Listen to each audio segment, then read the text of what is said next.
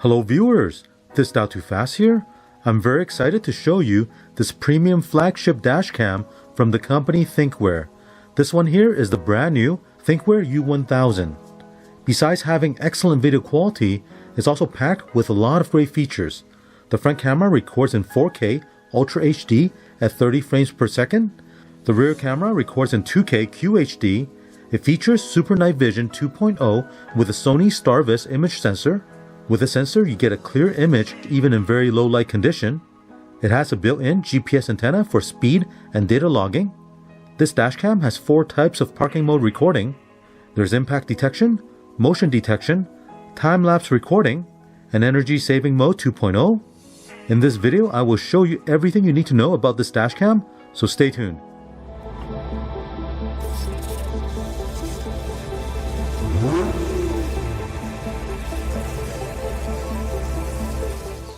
Before I unbox this U1000 dashcam, I should mention this dashcam is available in 2 different versions. You can get it either with a front camera dashcam only, or you can get the 2-channel version, which comes with the front camera dashcam and the rear camera. Now this one I have here is a 2-channel version, so inside the box there's a front camera dashcam and the rear camera. Let's have a quick look around the box. Here it tells you the front camera records in 4K Ultra HD at 30 frames per second. If you have the 2-channel version, the rear camera records in 2K. It uses a Sony Exmor-R StarVis sensor. It features Thinkware Cloud. It has Super Night Vision 2.0. It supports Wi-Fi. It has a GPS antenna. It also has road safety warning, safety camera alert, parking mode, and it supports Android and iOS.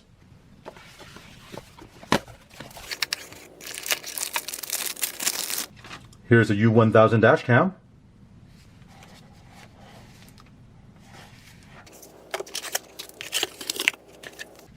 User manual. Inside this bag is a microfiber cleaning cloth. Also, there's a CPL filter you can install onto the front lens. This filter comes standard on the 2-channel version. If you get the 1-channel front camera dashcam only, the CPL filter is not included, and you can buy it as an option. Mounting bracket. Hardwire kit. With a hardwire kit, you can wire the power directly into your fuse box. Now the hardwire kit comes standard on the 2-channel version, but if you get the 1-channel version only, then you have to buy the hardwire kit separately. Here's a rear camera.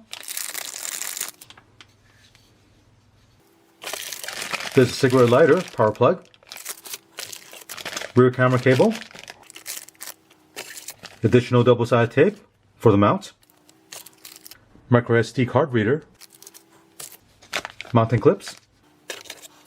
It also comes with a Thinkware 32GB micro SD memory card. Here's a look at everything you get with this dashcam.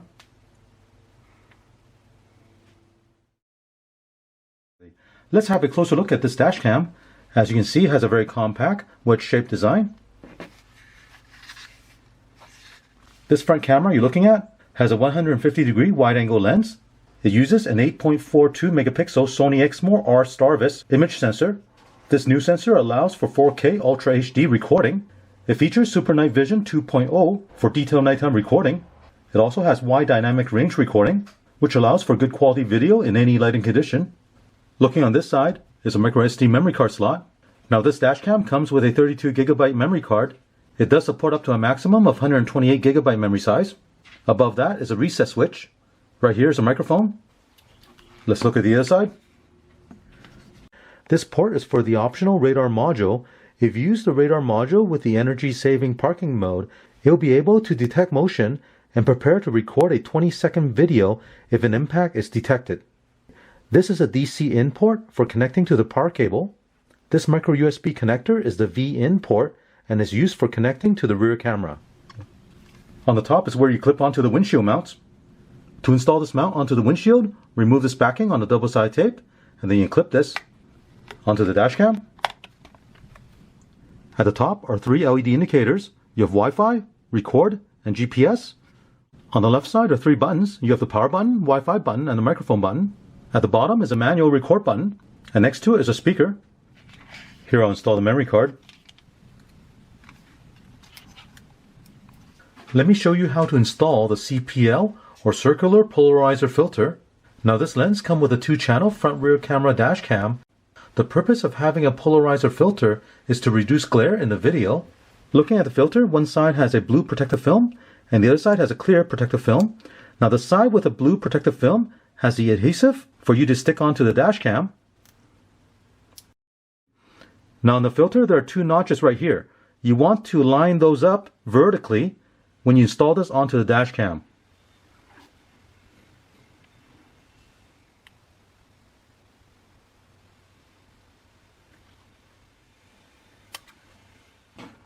Here's a look at the filter installed.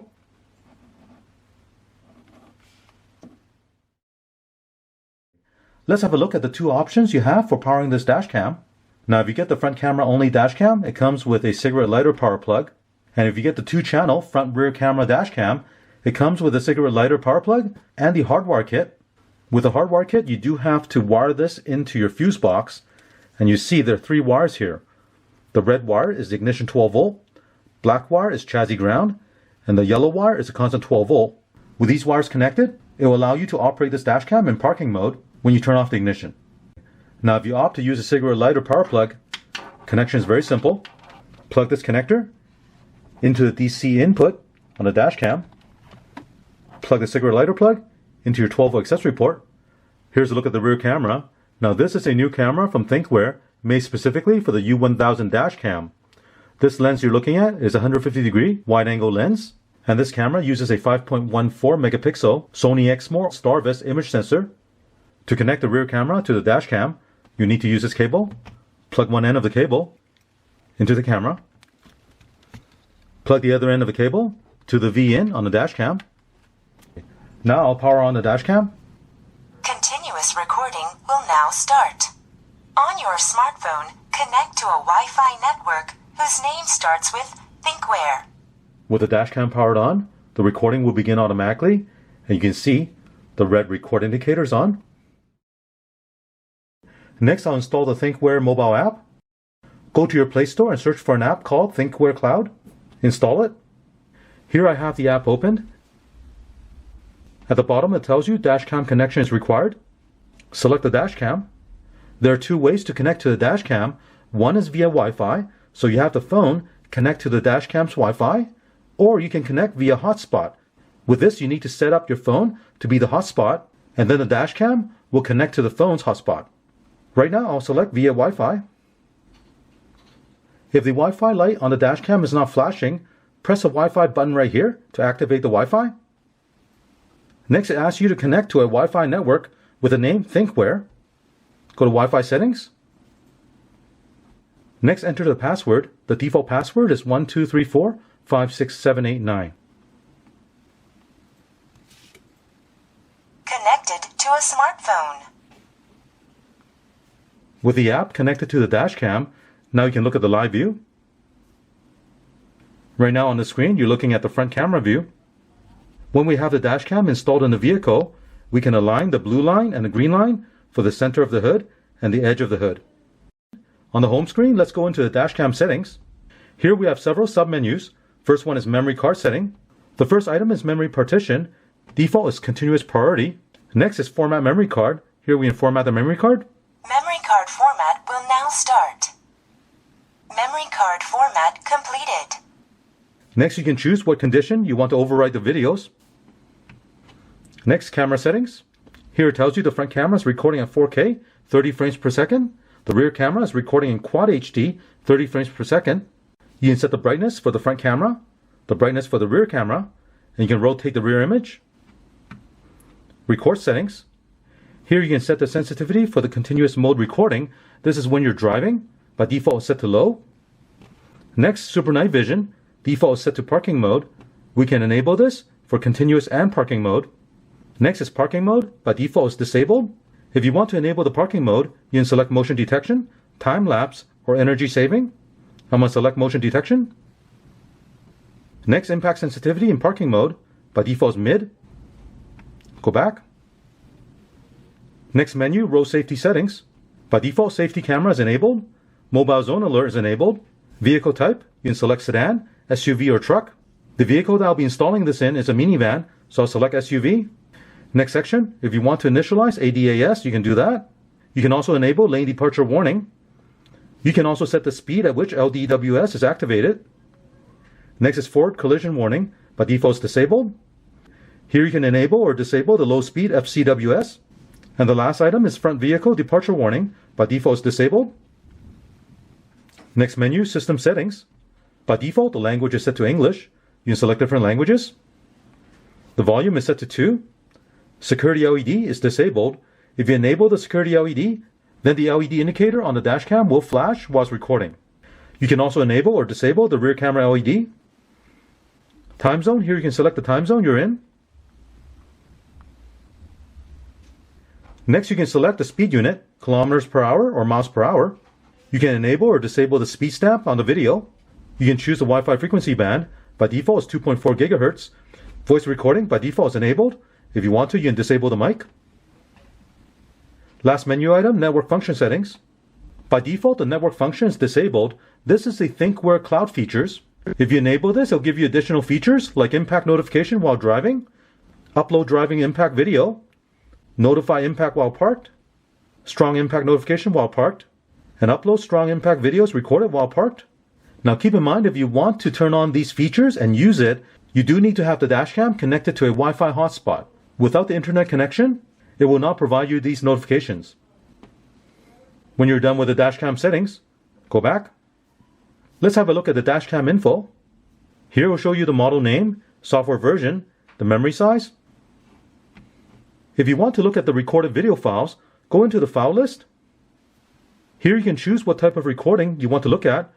Continuous. You can choose all video files, front video files, or rear video files. You can select one of the file and play it.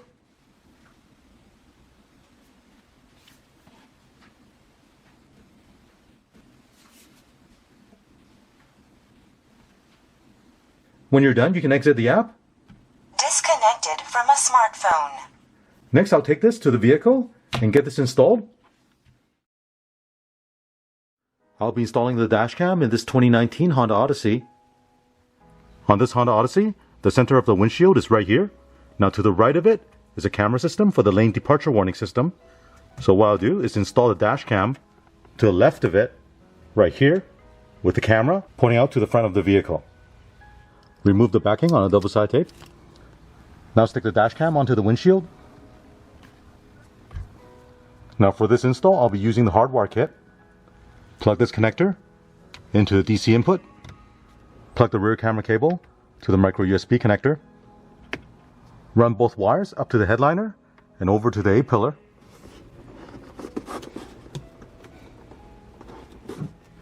Pull back the weather stripping on the A-pillar.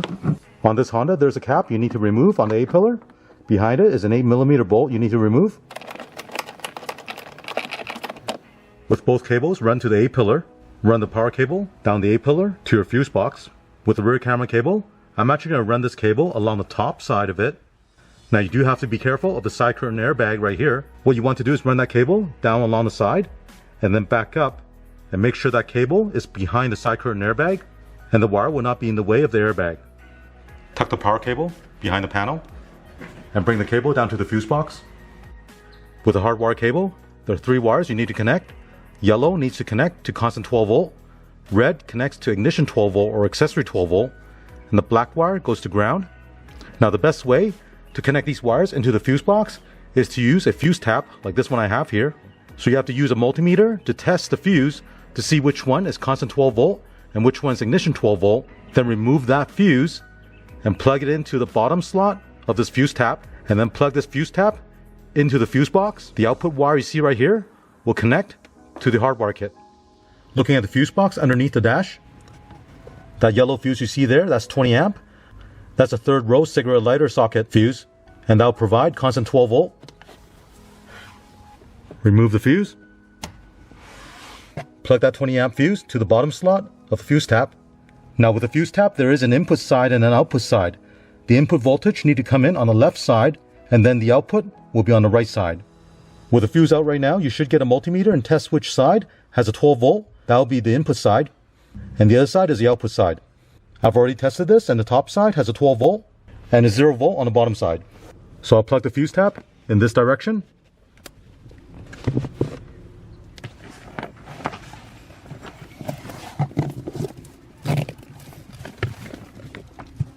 Now the yellow wire is connected to constant 12 volt. With the ignition 12 volt, I've connected the fuse tap to a fuse up here that's labeled option. And I've gone ahead and connected the red wire to the fuse tap. And the last wire with the ring terminal is a ground wire. I connected that to this grounding bolt right here. And that's a grounding wire. So at this point, all three wires are connected. Here's the cable I ran all the way to the back. I also pulled down this panel so I can bring the wire behind this panel and over to this side. With the extra cable, I'll pull it up and tuck it behind the panel.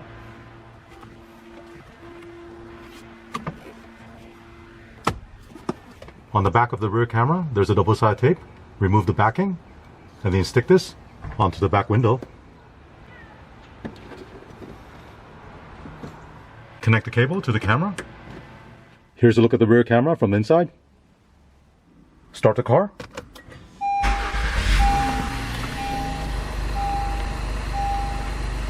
Continuous recording will now start. On your smartphone, connect to a Wi-Fi network whose name starts with Thinkware. The dashcam will power on and begin recording. When you turn off the ignition, the dashcam will go into parking mode after 30 seconds. Parking recording will now start. I realize this video is getting a bit long, but there's a lot to cover on this U1000 dashcam, and I didn't want to skip on too many things in case you guys have questions about it. So what I'll do is make a second video that'll show you the daytime and nighttime video along with parking mode recording when it gets triggered by motion detection, and also parking mode with time-lapse recording. I'll also show you the Thinkware PC viewer software, and with that you can play the video file directly on your computer, and that software will show you the speed you're traveling at and the direction of travel on Google Map. I can tell you right now the video quality of this U1000 dashcam is excellent. It's definitely one of the best dashcam I've tested. Now if you want to know where you can get this dashcam, I'll include the link below. I hope you enjoy watching this video, and stay tuned for part 2 of this Thinkware U1000 dashcam video.